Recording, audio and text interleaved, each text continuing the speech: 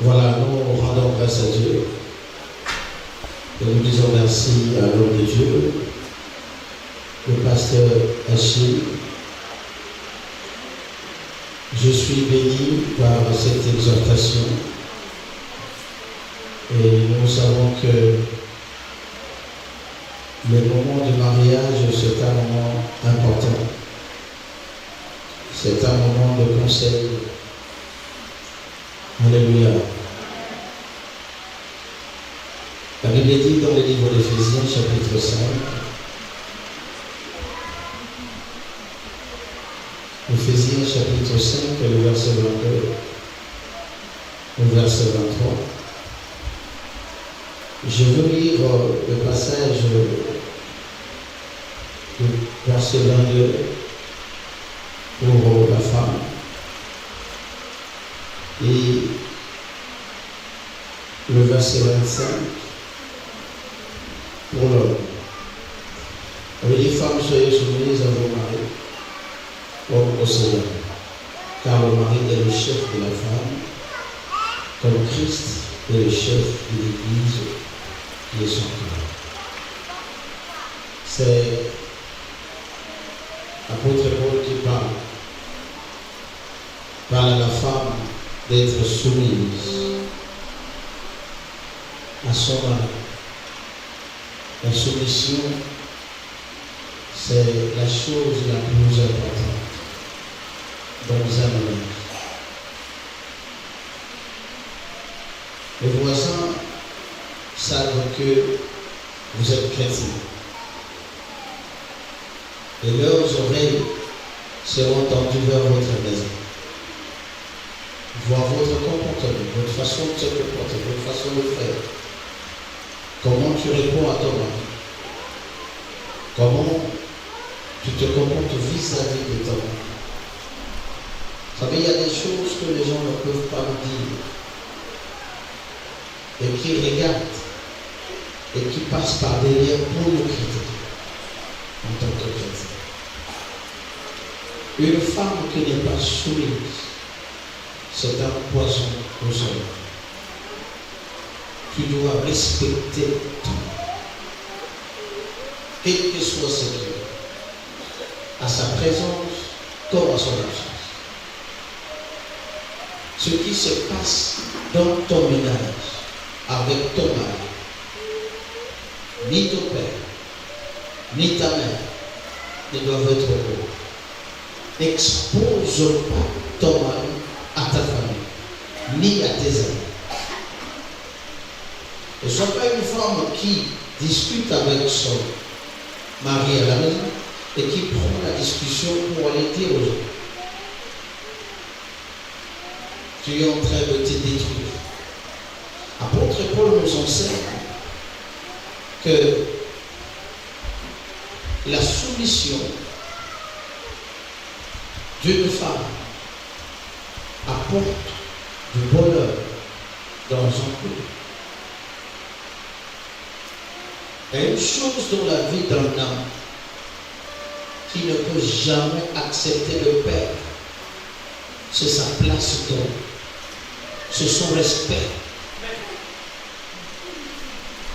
Un homme qui refuse rien que son respect, ça lui va. Mais quand une femme ne respecte pas son homme, c'est un danger. Et d'ailleurs, c'est un couple qui n'a pas d'avenir. Pourquoi apôtre Paul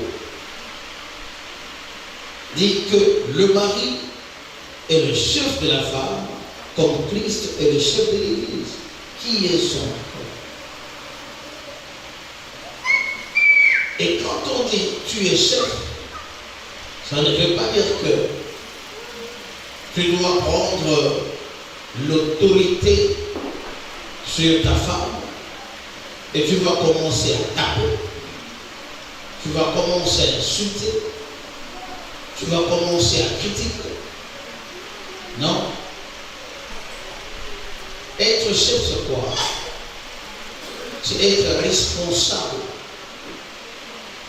Un mari responsable.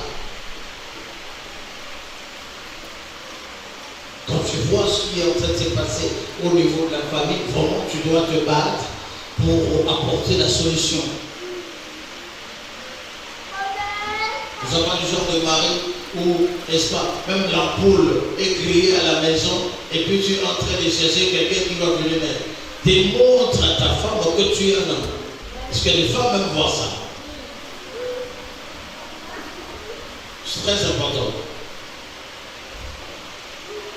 Quand la responsabilité de l'homme est substituée par la femme, ça devient déséquilibré. Le couple devient déséquilibré. Si la femme doit faire ce que l'homme fait, si la femme doit faire ce que l'homme doit faire, ou si la femme fait ce que l'homme doit faire, là il y a un problème. Là il y a un problème. Alléluia. Et apôtre Paul dit, aimez vos femmes comme Christ a aimé l'Église et s'est livré lui-même pour elle. L'amour. L'amour supporte tout. L'amour accepte tout. Mais pas l'infidélité. Amen. Alléluia. Non. Mon amour n'accepte pas l'infidélité.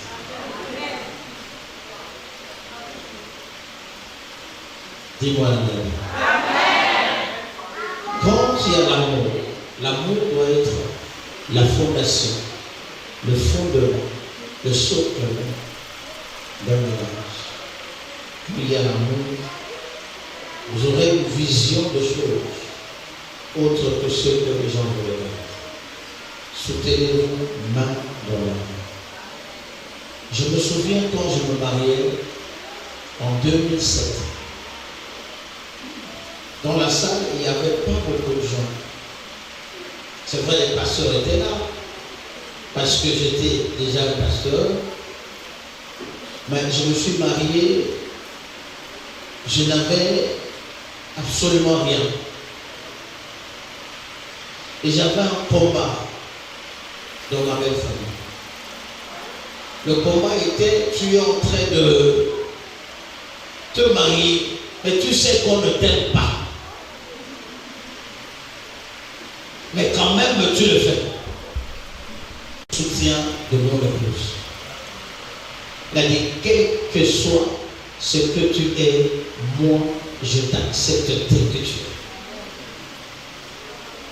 Je me souviens, le jour-là, le parrain que j'avais, on a fait un petit retard, je rencontre le parrain à l'entrée. Il dit, moi je pars. J'ai dit, mais comment? Il dit, non, moi je m'en vais. Frère, si tu n'as rien, les gens ne resteront pas avec toi. Tu lui as donné quoi? C'était difficile. Mais on s'est tenu main dans la main. Et aujourd'hui, le Seigneur nous amène là où il nous amène. Amen. Et les gens qui n'ont pas cru à nous hier, aujourd'hui, ont changé de langage. Amen. Il faut prouver au monde que vous vous aimez. Amen. Et que cet amour ne soit pas seulement aujourd'hui, même dans 20 ans, dans 30 ans. Démontrer cet amour-là, que c'était vrai, ce que vous avez voulu faire. Amen. Et que peut-être, ce n'était pas évident. Aujourd'hui, quand je vois certaines personnes dire, ah non, vraiment le Seigneur merveilleux et tout. Quand je le regarde, il y a peut-être 18 ans, le discours a changé complètement. Amen. Quand deux personnes s'aiment, ils finissent toujours par réussir dans la vie. Quand tu es fidèle à ta femme et que ta femme l'est aussi, vous vous tenez main dans la main, dans la prière, il n'y a pas une barrière, il n'y a pas une montagne que vous ne pouvez pas renverser. N'écoutez pas ce qui vient du dehors. N'écoutez pas ce que les gens vont vous dire. Focalisez vos yeux vers le Seigneur. On ne se marie pas à 4, on se marie à 2. Vous êtes réunis aujourd'hui, il y a des gens. Et dans quelques heures, vous allez vous rendre compte que c'était l'affaire de 2 personnes. Et là, s'il n'y a pas 1000 francs dans la poche, on se rend compte que non, on est 2. Et c'est de cette manière. Tenez-vous maintenant. Arrêtez parfois, si vous avez telle chose, ça arrive à tout le monde. Ça arrive à tout le monde. J'ai toujours dit à mes enfants que le mariage c'est quelque chose de magnifique. Mais c'est un chemin qui est très difficile. Que vous venez d'apprendre. Qui ne sera pas évident. Hier c'était différent. Mais aujourd'hui, les choses changent. Il n'y a qu'une personne qui a le dernier mot dans sa vie, c'est toi. Il n'y a qu'une personne qui a le dernier mot dans la vie de toi, c'est toi. Vice versa. Tout le monde peut parler. On fait des comptes quand tu décides. Ça sera comme ça. Et c'est fini. Pour dire que vous êtes responsable l'un pour l'autre. Amen. Arrêtez de se calomnier, de se critiquer. Aimez-vous comme de véritables chrétiens. Il peut avoir des problèmes, il peut avoir des difficultés. Soutenez-vous. Le pasteur a dit tout à l'heure, les enfants ne se marient pas. C'est les grandes personnes, les hommes matures qui se marient. Je répète cela à mes enfants. Je dis, j'ai 18 ans de mariage. Aucun jour, jour pour jour, je suis allé me plaindre de ma femme à quelqu'un, ni à ses parents. Elle, de même. Si je veux m'en prendre à elle, je crie, je fasse, c'est. Mais je ne prendrai pas la vie de mon épouse pour aller dire à quelqu'un, non, elle est comme ça, je dois la soutenir. Je dois la soutenir. Je ne m'amuse pas avec mon épouse. Parle de tout sauf de mon épouse.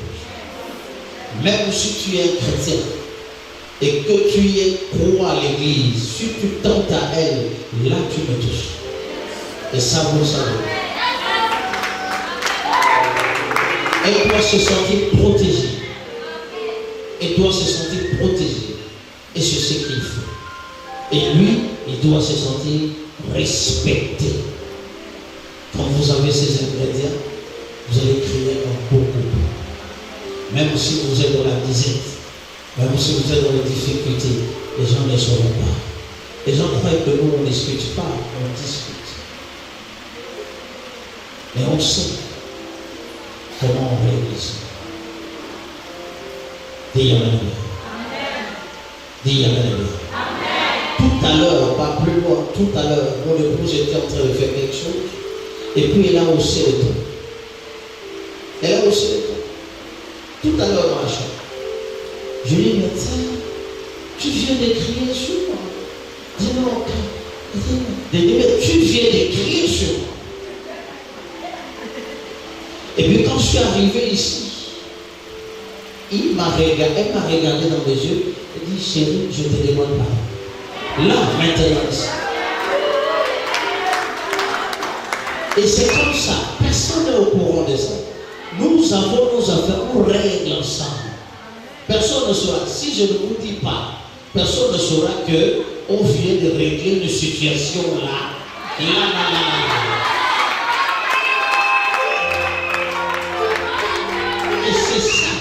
que vous devez faire. Oui. Maintenant, quand l'homme de Dieu a pris la parole, directement le pardon est venu. Parce qu'il fallait que ce pardon-là vienne. Et c'est fini. Dis Amen. C'est important. Alléluia. Il n'y a pas là, il n'y a pas les. Tu gifles. Non, on ne gifle pas une femme. On ne tape pas une femme. Je vous ai parlé de 18 ans. Et pendant ces 18 ans, ma main ne s'est jamais levée sur elle. On tapait comme ça. Non, ça va. Ça va commencer. Ma Bible me dit son corps et mon corps. Alléluia. C'est important. Cherchez un autre moyen de régler les choses et soutenir l'un pour l'autre. Amen. Est-ce qu'on peut acclamer très fort aussi?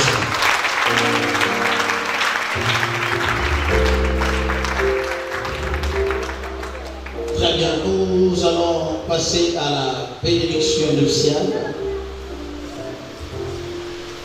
Et nous sommes réunis aujourd'hui pour bénir ce mariage entre notre bien-aimé Moukoutousé Serge et la bien-aimée Kodo Sani La Fortune Daniel. Et ils sont avec nous ici à l'église. Ils font partie de notre famille. Et aujourd'hui, ils décident de se mettre ensemble d'une manière officielle pour honorer premièrement Dieu qu'ils adorent et ensuite la famille. Quelle joie pour un père, pour une mère, de savoir que mon fils, ma fille se marient. C'est une bénédiction. Alors je demanderai à l'église de se lever à l'occasion de cette bénédiction. Et l'homme de Dieu, tu vas